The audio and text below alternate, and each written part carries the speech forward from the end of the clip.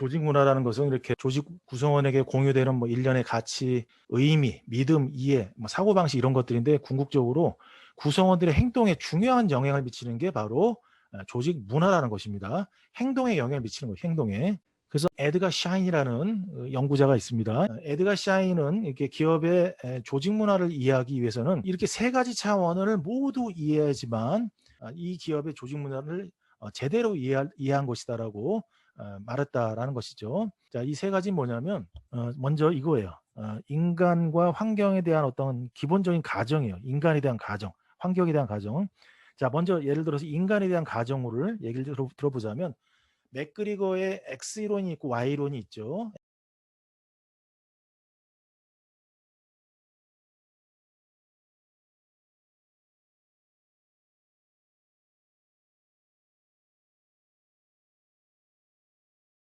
자, 이 기업이 추구하는 어떤 조직 문화라는 것은 인간에 대한 특히 가정이라는 것은 X이론 관점입니다. X이론 관점이라는 것은 뭔가 지시와 통제, 이 구성원들이라는 것은 책임지기 싫어하고 또 뭔가 지시를 했을 때만 움직이는 그런 특성을 갖고 있기 때문에 지시와 통제, 감독 이런 것들을 주로 써야 된다라는 게 바로 X이론이지 않습니까? 그러면 이거죠. X이론 관점, 이게 이제 기본적인 가정이 X이론이면 중요하게 여기는 가치관 역시 이런 지시와 통제, 감독 이런 것들이 굉장히 이 기업 구성원들을 운영하는 데 있어서 주요 어떤 방식이라는 얘기죠. 자, 이것과 가까운 어떤 조직 구조는 아무래도 관료제하고 좀 제일 가깝다고 좀 볼 수가 있겠죠. 그래서 이 관료제 조직을 이게 이제 바로 이제 중요한 가치관이고 이거에 따라서 조직 구조가 이제 관료제의 어떤 조직 구조를 띈다라는 것이고 그리고 이러한 또 조직의 가정과 그다음에 가치관 그리고 이것은 눈에 우리가 이제 눈으로 관찰할 수 있는 볼 수 있는 어떤 가공물들에 또 영향을 미친다라는 것이에요.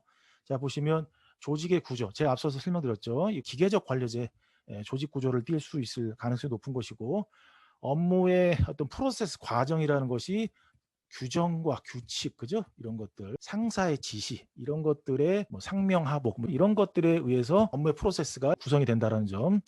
그다음에 언어도 굉장히 좀 뭐죠? 권위주의적인 언어를 쓴다든지 기술이나 복장도 이렇게 자유로운 복장보다는 통일성을 유지하는 어떤 유니폼 있죠? 유니폼들을 강제한다든지 의무적으로 뭐 이렇게 한다든지 이런 것들이겠죠 일종의. 자 이런 것들이 이제 눈에 보이는 가공물들이라는 거예요. 자 그래서 자 정리하자면 샤인이 말하는 조직 문화의 세 가지 수준이라는 것은 이렇게 기본적인 가정, 그다음에 이 가정에 따른 가치관, 기업에서의 가치관, 그리고 이 가치관에 따른 눈에 보이는 가공물 이런 것들을 세 가지 수준을 모두 이해하고 있을 때 이 기업의 조직 문화를 이해한 것이다라고 말할 수 있다라는 것입니다.